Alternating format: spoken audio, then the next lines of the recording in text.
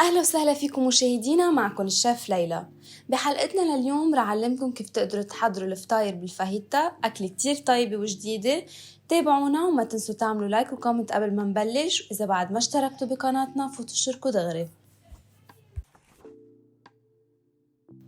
بالبداية رح بلش تحضير العجينة. بحط 4 أكواب من الطحين المنخول بوعاء مع ملعقة كبيرة من السكر، بضيف نص ملعقة صغيرة من الملح، نص ملعقة صغيرة من البيكنج باودر، ملعقة كبيرة من الخميرة، 4 ملاعق كبار من حليب البودرة. بخلط المكونات وآخر الشي بضيف نص كوب من الزيت. بلش أعجن العجينة ومن بعدها بضيف المي. أكيد لازم يكون فاتر المي، قد ما بتعوزوا قد ما بتحطوا مي. أنا تقريبا عزت حوالي كوبين من المي، تحصلت على عجينة بالأخير متماسكة مثل ما نكون شايفين. من بعدها بتركها 30 دقيقة على القد حتى تتخمر. مثل العادة منضبها بورقة نايلون ونرجع منلفها بورقة قماش ونتركها على جنب. من بعدها بكون مقطع 250 جرام من سفينة الدجاج قطع شرحات. بضيف نص ملعقة صغيرة من الثوم المدقوق، ربع ملعقة صغيرة من البهار الأسود، رشة 7 بهارات، رشة قرفة ناعمة، ورشة جوز الطيب. من بعدها بضيف ملعقة كبيرة من حليب البودرة، ملعقة كبيرة من الخل، نص ملعقة صغيرة من الملح، ملعقة كبيرة من الزيت.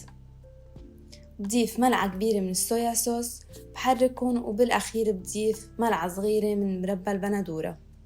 بحرك المكونات مع بعضها منيح وبتركهم على جنب. من بعدها بمقلب بحط ملعقة كبيرة من الزيت وكوب من البصل مقطع جوانح، بحركهم مع بعضهم حتى يدبل شوي البصل. من بعدها بضيف كوب من الفليفل الصفراء والفليفل الحمراء مقطعين قطع صغيرة. برجع بضيف كوب من الفطر مقطع وكوب من الذرة، بحركهم شوي حتى يدبلوا منيح. ومن بعدها بزيد البهارات. رح ضيف نص ملعقة صغيرة من البهار الأسود، ربع ملعقة صغيرة من 7 بهارات، ربع ملعقة صغيرة من القرفة الناعمة، رشة جوز الطيب، ونص ملعقة صغيرة من الملح. من بعد ما حركهم منيح مع بعضهم بضيف بالأخير ملعقة كبيرة من الصويا صوص. من بعدها بزيت المقلي بضيف الدجاج اللي كنا محضرينه من قبل، بحركه منيح حتى ينضج ويستوي منيح. من بعدها بضيف الخضرة، بحرك المحتوى منيح مع بعضه كل المكونات تمزج مع بعضها. وبالأخير بضيف كوب ونص من الجبنة، رح أضيف موتزاريلا وقشقوان. أكيد فيكن تحطوا الجبنة الموجودة عندكم بالبيت. وهيك الحشوة بتصير جاهزة.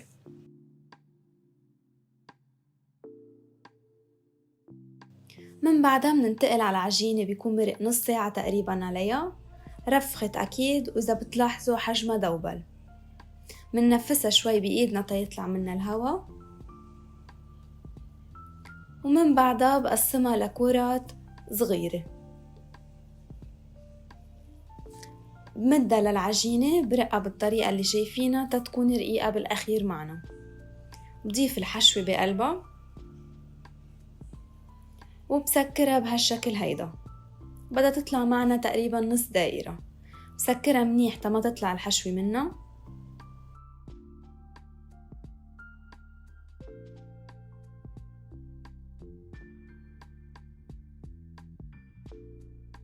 من بعدها بحطهم بالصينية من بعد ما تكون مدهنتها بالزيت، وبفوتها على الفرن من بعد ما نكون محميينه من قبل. لما يحمر لونها بتكون خلصت وجاهزة للتقديم.